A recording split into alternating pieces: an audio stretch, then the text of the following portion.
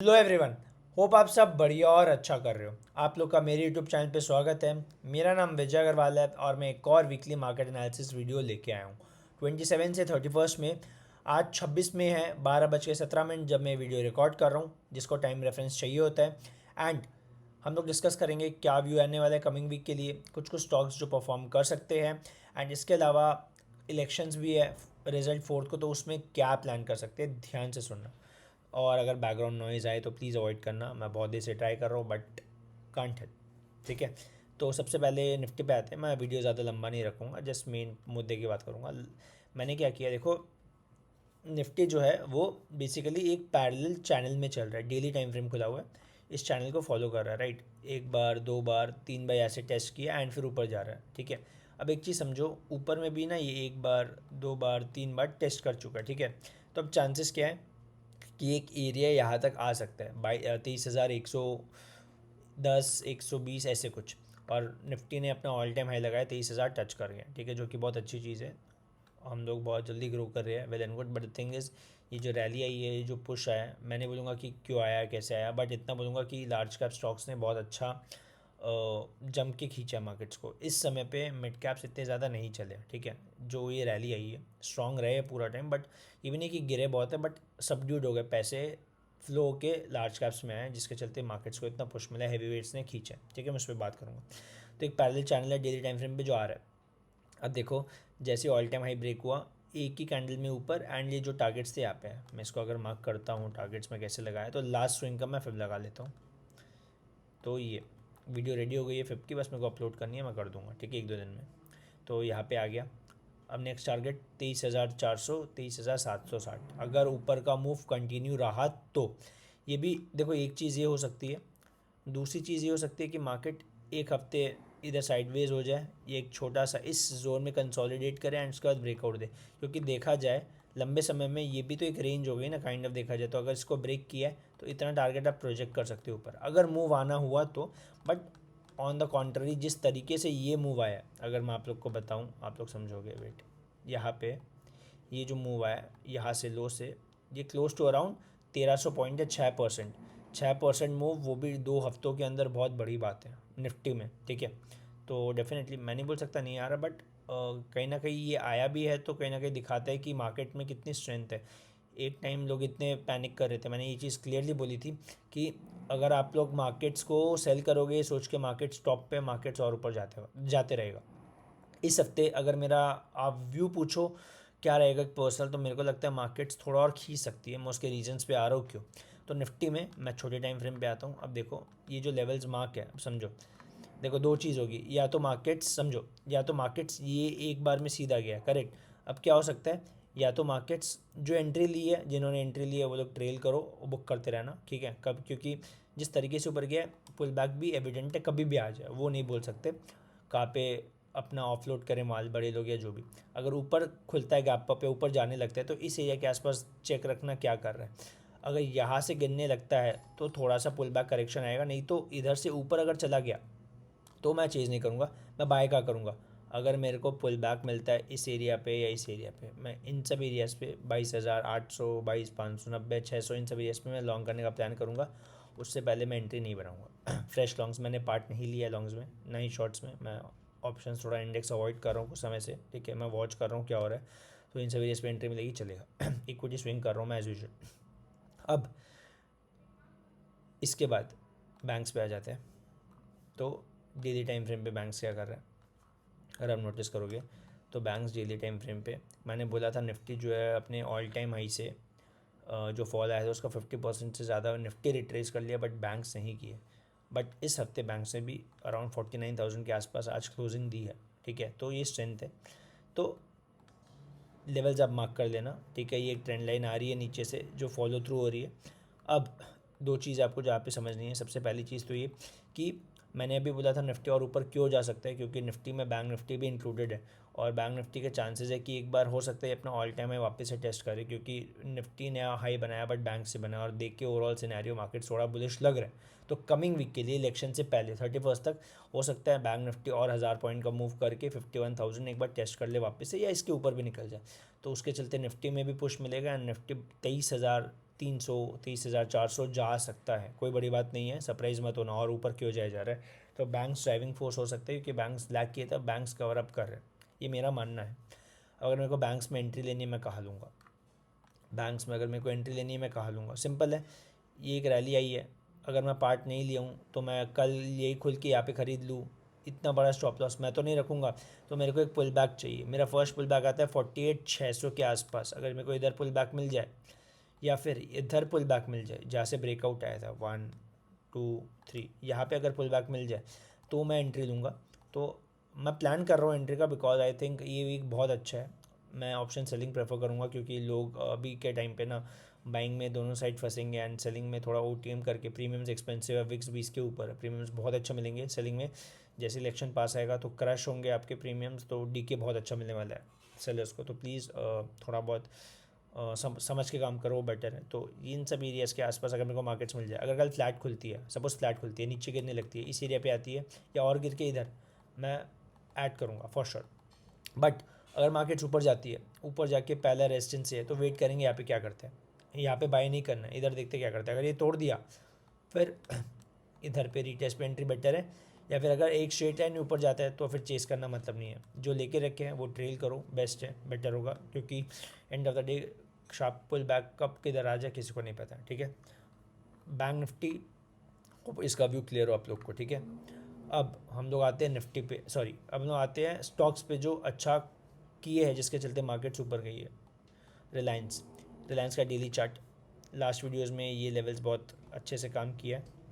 यहाँ पे रेजिस्टेंस था सेम, यहाँ पे स्प्रिंग बनाया, मतलब पुल बैक दिया नीचे जाके, बट क्लोजिंग ऊपर है एंड फिर मूव आया Reliance. Reliance one of the things जो मार्केट्स को ऊपर खींचा है। रिलायंस में थोड़ा देख के चार्ट में तो लग रहा है कि और परफॉर्म कर सकता है। अगर इस बार ये लेवल काटता है रिलायंस, तो ये भी बहुत जल्दी काट देगा, मैं इसको मार्क कर दे रहा हूँ। ये लेवल्स 3024 बहुत जल्दी काट देगा एंड एक अच्छा स्विंग मिलेगा मेरे ख्याल से। मैं जो प्रोजेक्ट कर रहा हूँ ये अगर ऊपर जाता है तो देखो सेम टारगेट 3090 3168 आ सकता है, मैं नहीं बुरा आ जाएगा, और कंसिडरिंग लेवल काट के होल्ड करें, ठीक है। इसके अलावा हम लोगों ने LNT देख लेते हैं। LNT ये भी one of the major driver है जो ऊपर खींचा है। तो LNT ने इस लेवल पे एक बार दो बार सपोर्ट लेके एक बार में झटका दिया, कंटिन्यू आ मूव। तो पहला टारगेट सेम इसका 3740 एंड नेक्स्ट 3890 एंड एक मार्क किया 3933, ठीक है। ये आ सकता है, या फिर ये भी हो सकता है कि इधर पे एक दिन हॉल्ट कर जाए फिर ऊपर निकले, तो ये ध्यान रखना। इसके बाद HDFC बैंक की बात कर लेते हैं। तो HDFC बैंक इधर क्या कर रहा है, एक सेकेंड यार, सॉरी गलत खुल गया। HDFC बैंक, हाँ HDFC बैंक देखो, अब HDFC बैंक बस बीच में रेंज में है, ज़्यादा ऊपर नीचे नहीं बोलूँगा। ये ऊपर आया, पुल बैक दिया, अब ऊपर जा रहा है। तो ये कितना है फिप का, अगर हम लोग पूरा में फिप लगा है, पूरे मूव का ये 61% से देखो सपोर्ट लेके ऊपर गया। तो यस, ये एक कहने के ऊपर जा रहा है। अब HDFC बैंक के रिलायंस को डे बिफोर येस्टरडे थर्सडे को होल्ड किया था पूरा, इसके वजह से ही होल्ड था, क्योंकि बाकी बैंक्स रेड में थे। तो यहाँ से अगर कंटिन्यू हुआ ये लेवल टेस्ट कर सकता है 1550। तो उसके बाद देखने क्या करेगा, ये टूटा तो फिर लेवल्स ऊपर है, नहीं तो ज़्यादातर हो सकता है ये करे या इधर थोड़ा टाइम पास कर सकता है, ये चीज़ है। अचानक से बहुत बड़ा फॉल आ जाए वो डिपेंड करेगा न्यूज़ पे, रिजल्ट्स पे। अगर कुछ ऐसा होता है BJP को, चलो इसकी बात नहीं करते, बट सिंपल इतना है कि बहुत बार हुआ है, जाके देखो कि जिस दिन अगर मोदी जी जीतते तो उनका थर्ड टर्म होगा, राइट। तो लास्ट ईयर क्या हुआ था, जिस दिन रिजल्ट्स आए थे उन्होंने ओथ ली थी, उसके बाद से मार्केट से टॉप बना के गिरने लगा था। तो मेरे को नहीं पता इस बार क्या करेगा, हो सकता है इस वीक रैली आ जाए जो मैं एक्सपेक्ट कर रहा हूँ, ठीक है। अगर व्यू के हिसाब से चीज़ें ठीक रही तो मैं अच्छी पोजीशंस बनाऊंगा, बट इलेक्शन के टाइम पे मैं बाई हीरो ज़ीरो ऐसे कुछ स्ट्रैटेजी करने वाला नहीं हूँ, ठीक है, सिंपल है। बिकॉज लंबा रहना गेम में, तो बेटर है कि अवॉइड करूँ अगर वॉलीटिलिटी हैंडल नहीं होती। तो ये चीज़ है। अब स्टॉक्स पे बात कर लेते हैं कमिंग वीक के लिए। तो मैं अच्छे सपोर्ट लेवल्स पे स्टॉक्स दे रहा हूँ, ऐसा नहीं कि इलेक्शन आ रहा है तो इलेक्शन के स्टॉक्स, ऐसा कुछ भी नहीं है। तो प्लीज़, सबसे पहला बैंक ऑफ इंडिया, ये स्टॉक है इस लेवल के आसपास है, ठीक है, इस लेवल के आसपास है। तो इधर पे देखना पड़ेगा ये स्टॉक क्या कर रहा है, बट इतना गिरने के बाद ये बहुत अच्छा सपोर्ट है। तो आई थिंक इस एरिया में ये होल्ड कर सकता है। तो यहाँ पे मैं थोड़ी पोजीशंस बनाऊंगा एंड ऊपर तक के लिए प्लान करूँगा, यहाँ तक के लिए अच्छा रिजल्ट है, आई मीन अच्छा व्यू है।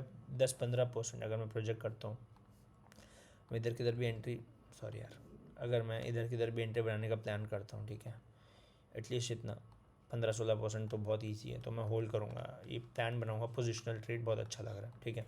इसके बाद मैंने बिरला सॉफ्ट की बात की थी लास्ट वीक, अगर जिनको याद हो, ठीक है, वीकली चार्ट पे, तो इसमें एंट्री बना ली थी मैंने, होल्ड है, ठीक है। डिस्क्लेमर वापस दे रहा हूँ, मैं जो पोजीशन बना रहा हूँ नॉट नेसेसरी आपको बनानी हो, अपना रिस्क एपेटाइट समझो। जब लास्ट वीक यहाँ पे होल्ड किया था, इस कैंडल पे मैंने अपनी पोजीशन बना ली थी।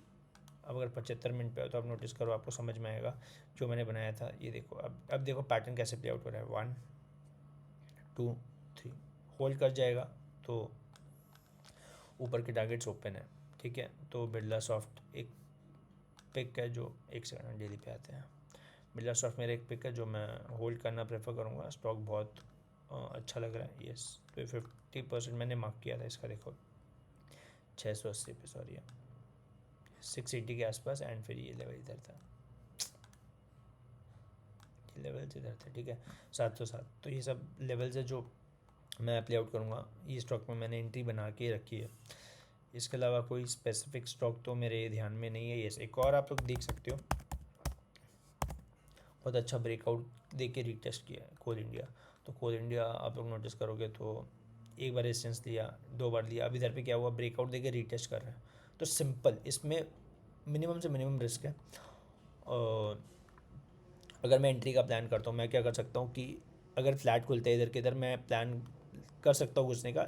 ये मेरा स्टॉप लॉस हो जाएगा, ये वाले एरिया, इस कैंडल का 50% के थोड़ा नीचे हो सकता है, इधर आके पुल बैक ले या यहाँ पे। बट अगर थोड़ा सा एंट्री करना है तो इधर पे एंट्री बन सकती है। ये स्टॉप लॉस एंड प्रोजेक्ट कर लो, अब जो ये रेंज है उतना टारगेट्स, तो 550 तक के मूव इसमें मिल सकते हैं। तो होप क्लियर हो किस तरीके से प्लान करना है। अगर ज़्यादा गैप अप खुल गया तो मैं अवॉइड करूँगा, क्योंकि रिवॉर्ड अच्छा नहीं है। गैप डाउन खुल गया तो मैं वेट करूँगा प्राइस एक्शन का कि कैंडल अच्छी बना है, फिर देखें। एक और स्टॉक जो अपने बहुत बार बात की है, ये पे टेक, तो होल्ड किया है, ठीक है। मेरे को बस इस बार ये दिक्कत थी कि ये चल तो जाए, बट यहाँ पे देखो नीचे आया, होल्ड किया, बट क्लोजिंग ऊपर नहीं हुई। अगर क्लोजिंग, मैं इसको ऑब्जर्व कर रहा था, ठीक है, 2-3 दिन से, बट ये अगर क्लोजिंग ऊपर हो जाती ना, मैं पहले प्लान किया था मैं इधर किधर घुसूँगा, बट मेरे को थोड़ा था कि वेट कर लेते एक बार, अगर क्लोजिंग ऊपर मिल जाएगी तो मैं थोड़ा सा रिस्क लेके लेट एंट्री करूँ, बट कन्फर्मेशन मिलेगी तो चलेगा। तो ये क्लोजिंग नहीं है ऊपर, तो इसलिए मैंने एंट्री नहीं की। मैं जस्ट वेट करूँ, अगर ये क्लोजिंग आ जाए कल के फर्स्ट हाफ में, अगर इस लेवल के ऊपर होल्ड करने लग जाता है तो मैं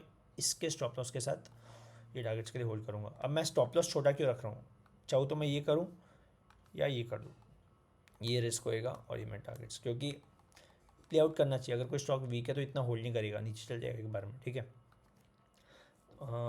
स्टॉक स्पेसिफिक देखो, डिफेंस के स्टॉक्स अच्छा कर सकते हैं, अदानी के स्टॉक्स भी अच्छा कर सकते हैं रिजल्ट्स के लिए। अब मेरे को उसका आइडिया नहीं है, फिर भी थोड़ा बहुत देख के पढ़ के समझ के नेक्स्ट वीक व्यूज़ देखता हूँ। अंबुजा सीमेंट में चेक कर रहा था, बट रेजिस्टेंस पे, तो यहाँ पे देख के भी मतलब नहीं है, ठीक है। सो ये स्टॉक स्पेसिफिक हो गया। गोल्ड की एक बार बात कर लेते हैं यार, गोल्ड क्या कर रहा है।